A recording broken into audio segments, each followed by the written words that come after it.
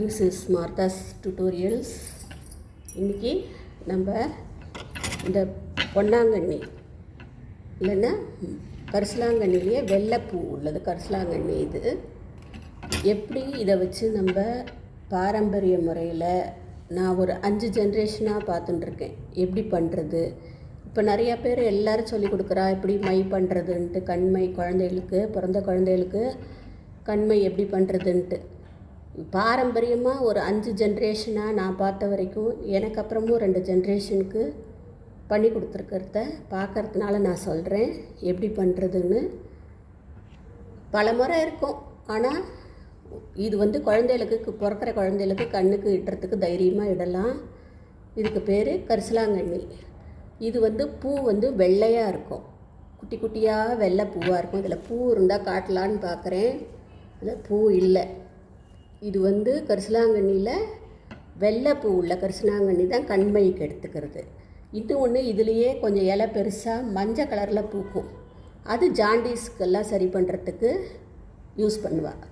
ஆனால் இந்த வெள்ளைப்பூ உள்ள இந்த குட்டி இலை உள்ள கரிசலாங்கண்ணி தான் இந்த ஊரில் பொன்னாங்கண்ணி எல்லாமே சொல்கிறா. ஆனால் இதுக்கு பேர் கரிசலாங்கண்ணி, வெள்ளை கரிசலாங்கண்ணி தான் கண்மைக்கு நல்லது. ரொம்ப நாளாக பரம்பரையாக இதை தான் பண்ணின்னு இருக்கா. இதை எடுத்துக்கணும். இதை முதல்ல என்ன பண்ணணும், நல்லா மிக்சியில் போட்டு ஜூஸாக அடித்து வடிகட்டி, தண்ணியெல்லாம் விடக்கூடாது. முடிஞ்ச வரைக்கும் தண்ணி அவாய்ட் பண்ணிவிட்டு நல்ல பியூர் சாராக எடுக்கிறதுக்கு பார்க்கணும். வேணால் கொஞ்சம் கொஞ்சம் மிக்ஸி சுற்றுறதுக்காக, ஜூஸ் எடுக்கிறதுக்காக கொஞ்சமாக தண்ணி சேர்த்துக்கலாம். எடுத்துட்டு நல்ல திக்கு சாராக கெட்டியாக ஒரு பாத்திரத்தில் கலெக்ட் பண்ணி வச்சுக்கோங்க. வச்சுக்கிட்டு அந்த ஜூஸில் இந்த மாதிரி வெள்ளை துணியை டிப் பண்ணி எடுக்கணும். டிப் பண்ணி எடுத்துட்டு காய வைக்கணும். இந்த மாதிரி மெலிஸ் துணியை டிப் பண்ணி ஒரு நாள் காயற மாதிரி வரும், வெயிலில் காய வச்சுட்டு எடுத்துக்கணும். இது மாதிரி நிறைய ஸ்ட்ரிப்ஸ் பண்ணிக்கலாம். நீங்கள் எவ்வளோ வேணுமோ அது மாதிரி பண்ணிக்க வச்சுக்கலாம். சாறு தயார் பண்ணுறச்சே இந்த மாதிரி திரி பண்ணி வச்சுக்கலாம். பண்ணிவிட்டு ஒவ்வொன்றையும் இவ்வளோ லெங்க்த்துக்கு, இந்த லெங்க்த்துக்கு கட் பண்ணி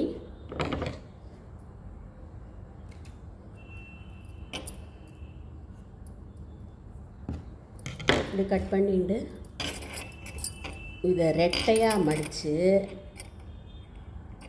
திருப்பி இன்னொரு வாட்டியும் மடிச்சுக்கலாம். அதை 4ஆக மடித்து இப்படி திரி மாதிரி பண்ணிக்கணும். இது பாருங்க, இந்த மாதிரி திரி மாதிரி பண்ணிக்கணும். பண்ணிட்டு இதுக்கு திரி பண்ணி வெயிலில் காய வச்சு எடுத்து வச்சுக்கணும். இந்த மாதிரி ஒரு 7-8 திரி பண்ணி எடுத்து வச்சுக்கோங்க. வச்சுட்டு அதுக்கப்புறம் முதல்ல சாறு, அந்த சாறு திக்காக இருக்கிற சாறு எடுத்து இந்த மாதிரி ஒரு செம்புக்கு, பித்தளை சொம்போ செப்பு சொம்போ, அந்த காலத்துலலாம் செப்பு சொம்பு உண்டு, பித்தளை சொம்போ செப்பு சொம்போ, இதில் இந்த சாரை ஒரு வாட்டி தடவி வெயிலில் வைக்கணும். காஞ்சப்புறம் திருப்பி இன்னொரு வாட்டி தடவி வெயிலில் வைக்கணும். அது மாதிரி ஒரு 2 நாள் மெனக்கட்டுற மாதிரி வரும். திரி பண்ணுறதுக்கும் இந்த மாதிரி பண்ணி காய வச்சு எடுத்தோம்னா இந்த மாதிரி வரும். எவ்வளோ திக்காக வச்சுக்கிறோமோ அவ்வளோ திக்காக வச்சுக்கலாம். 2-3 ட்ரிப்பு 2-3 லேயர் போட்டு காய வச்சு எடுத்து வச்சுக்கலாம். கொஞ்சம் நிறையா பண்ணுறவாளாக இருந்தால் இந்த மாதிரி பெரிய செப்பு தாம்பாளம், இந்த மாதிரி பெரிய செப்பு தாம்பாளங்கள்லாம் உண்டு, இல்லை பித்தளை தாம்பாளம், அதில் இது ஃபுல்லாக தடவி சாரை ஒரு வாட்டி 2 வாட்டி 3 வாட்டி சாறு பண்ணி வெயிலில் காய வச்சு எடுத்து வச்சுக்கணும். இதை எடுத்து எல்லாம் ரெடி பண்ணிட்டு அதுக்கப்புறம் அகல், இப்போ நான் கொஞ்சமாக பண்ணுற மாதிரி ஆற்றுல நம்ம ஆற்று மட்டில் பண்ணிக்கிறதா இருந்தால் சின்னதாக கொஞ்சமாக போகிறோம் அப்படின்னா இந்த மாதிரி ஒரு சின்ன அகல் எடுத்துக்கோங்க. எடுத்துட்டு இதில் நல்லெண்ணெய், வெறும் நல்லெண்ணெய் தான், வேறு எதுவும் விடக்கூடாது. வெறும் நல்லெண்ணெயை விட்டுட்டு இந்த காய வச்சு எடுத்து வச்சுருக்கோம் பாருங்க, கரிசலாங்கண்ணி ஜூஸில் சாறில் எடுத்து வச்சுருக்கோம் இல்லையா, இந்த திரியை இதில் போட்டு சின்னதாக எரிய விடணும். எரிய விட்டுட்டு இந்த பக்கம் ஒரு கல், இந்த பக்கம் ஒரு செங்கல், இந்த பக்கம் ஒரு 3 செங்கல் வச்சுட்டு அது மேலே இதை வைக்கணும். வச்சா இந்த நெருப்பு எரியறதுக்கும் இது மேலே பட்டு பட்டு பட்டு பட்டு கறி மாதிரி ஃபார்ம் ஆகும். இது எப்போ பண்ணணும்னா, இப்போல்லாம் எல்லோரும் எப்போ வேணாலும் எதை வேணாலும் பண்ணுறா, அப்படி பண்ணக்கூடாது. உண்மையிலே கண் கறிக்காமல் குழந்தைகளுக்கு நம்ம பெரியவா எடுத்துக்கிறதுக்கு எல்லாத்துக்குமே கண் கறிக்காமல் இருக்கணும் அப்படின்னாக்க வெடிகாலம்புற சூரிய உதயத்துக்கு முன்னாடி இந்த ப்ராசஸ் பண்ணணும். சூரிய உதிச்சதுக்கப்புறம் பண்ணினா நிச்சயமாக கண் கறிக்கும். அதுக்காக தான் அந்த காலத்தில் என்ன பண்ணுவா, 4 மணிக்கே எழுந்துருவா. எழுந்துட்டு இந்த ஊரில் கிராமத்தில் எல்லாம் மித்தத்து ஓரமாக உட்காந்துக்கிண்டு ஒரு வயசானவா இருப்பாள். இந்த மாதிரி கல்லை கூட்டி 3 பக்கமும் கல்லை கூட்டி அது மேலே இதை வச்சு ஒரு மரப்பு காற்று படாமல் காற்றுல அணையாமல் இப்படி ஒரு அட்டைப்பெட்டியை சுற்றிலும் வச்சுட்டு, இல்லைன்னா செங்கல் அதுக்கு மேலே இந்த பக்கம் அட்டைப்பெட்டியை வச்சுட்டு இதை மூட்டி விட்டுட்டு இப்படி வச்சுருவா. வச்சுட்டாக்க அது அப்படியே அந்த சார் காஞ்ச சார் கறியாக படியும். இந்த நெருப்போட இதுலேயும் கறி படிஞ்சுக்கும். ஒரு 2 மணி நேரம் எரியும். 4 மணிக்கு மூட்டி விட்டான்னு வச்சுக்கோங்க, 6 மணிக்குள்ளே 5:45க்கு எடுத்துருவா. எடுத்து பார்த்தா அது ஃபுல்லாக அப்படியே கறியாக இருக்கும். அதை என்ன பண்ணணும், அப்புறமா ஒரு கத்தியோ ஒரு ஷார்ப்பான ஒரு இதுவோ ஸ்டிக்கோ ஏதோ ஒன்று ஐஸ்கிரீம் ஸ்டிக் மாதிரி எடுத்துட்டு இந்த கறியை இப்படி ஒரு பேப்பரை வச்சு ஒரு பிளேட்டை வச்சு தட்டி விட்டு எடுத்துக்கணும். எடுத்துட்டு அதுக்கப்புறமா பசு நெய் சொல்லி வச்சு வாங்கலாம். சில பேர் மாடு வச்சுருக்கவாள்கிட்ட சொன்னோம்னாக்க பசு மாட்டிலேருந்து எடுக்கிற வெண்ணெய் கொடுப்பா. அதை வாங்கி நம்ம காய்ச்சி பசு நெய்யாகவும் வச்சுக்கலாம். எப்படியும் தேவைப்படும்.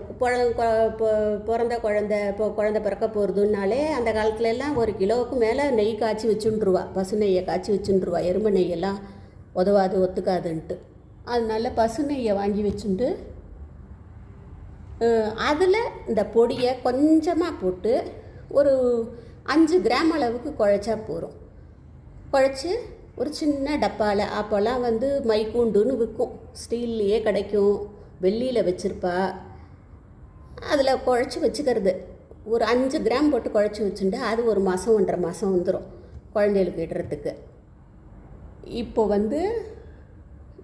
பாக்கியை கொஞ்சம் நிறையா பண்ணி வச்சுட்டாக்க, டைம் இருக்கிறச்சு நிறையா பண்ணி வச்சுட்டா பவுடராக பண்ணி ஒரு மெட்டல் கண்டெய்னர் ஏதாவது ஒன்றில் போட்டு பவுடராகவே வச்சு மூடி வச்சுட்டுருணும்.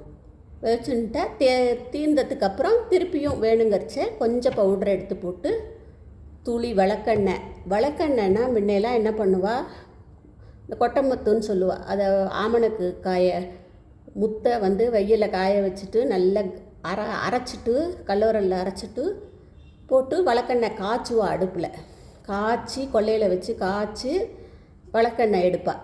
அந்த விளக்கெண்ணெய் தான் கண்ணுக்கும் நல்லது, குழந்தைகளுக்கு வயத்துக்கு உள்ளுக்கு கொடுக்கறதுக்கு நல்லது எல்லாம்.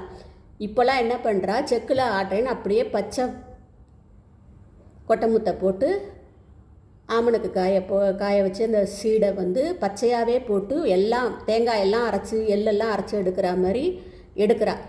அது சரியான பதம் கிடையாது. சித்த வைத்திய யாரை கேட்டாலுமே சொல்கிறா, அந்த எண்ணெயை யூஸ் பண்ணாதீங்கோ. வெளி யூஸுக்கு பண்ணிக்கலாம். கையில் காலில் எரிச்சலுக்கு தடவிக்கிறது, வயிற்றில் தொப்புள்ள சுற்றி தடவுறது, இதுக்கெல்லாம் வச்சுக்கலாம்.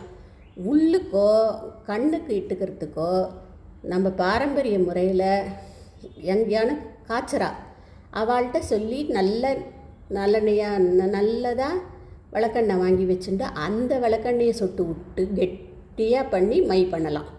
இல்லைன்னா பசு நெய்யை வச்சு கொஞ்சமாக விட்டு நல்லா கெட்டியாக அந்த பவுடரை போட்டு குழைச்சி ஒரு டப்பாவில் அடைச்சி வச்சுட்டோன்னு வச்சுக்கோங்க, 6 மாதம் கூட வச்சுக்கலாம். கண் கறிக்காது. எவ்வளோ நாள் ஆனாலும் யூஸ் பண்ணலாம். இந்த பவுடரையும் நம்ம பத்திரமா ஸ்டோர் பண்ணி வச்சுட்டோன்னா எவ்வளோ நாள் வேணாலும் வச்சுக்கலாம். எத்தனை வருஷம், 2 வருஷம் கூட வச்சுக்கலாம். ஒன்றுமே ஆகாது, கண் கறிக்காது, ஒன்றும் பண்ணாது. ஆனால் குழைக்கிறச்ச பசு நெய்லேயோ இல்லை நல்ல விளக்கெண்ணெயோ வாங்கி குழைக்கணும். இது செய்கிறவாளும் இருக்கா. யாருக்காவது தேவைப்பட்டால் கூட நான் வாட்ஸ்அப் நம்பர் கொடுக்குறேன். அதில் நீங்கள் இது பண்ணாக்கா யாருக்காவது தேவைப்பட்டாலும் நான் செஞ்சு கொடுக்குறவா இருக்கா, அவள்கிட்ட சொல்லி உங்களுக்கு அனுப்ப சொல்கிறேன். தேங்க்யூ.